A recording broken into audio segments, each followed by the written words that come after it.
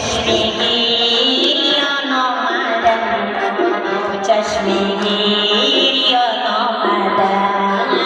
آرزوی گم کردیم با حالت زار آمدم با حالت زار آمدم آرزوی گم کردیم با حالت زار آمدم با حالت زار آمدم شعله قمری شد برای تو دلم شعله قمری شد برای تو دلم آرزو کردیم با حالت زار آمدن با حالت زار آمدن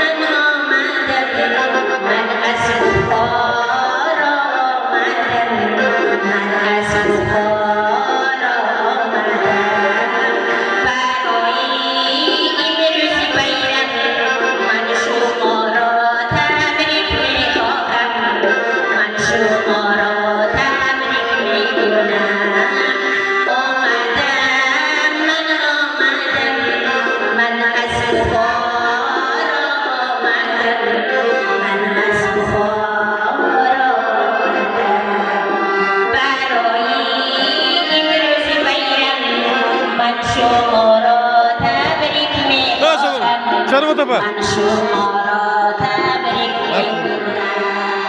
شعله قمری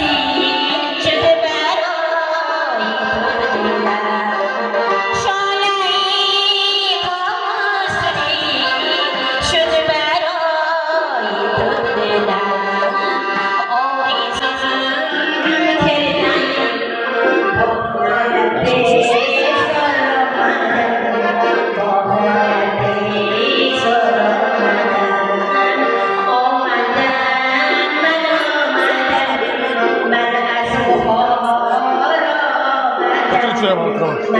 Aldım.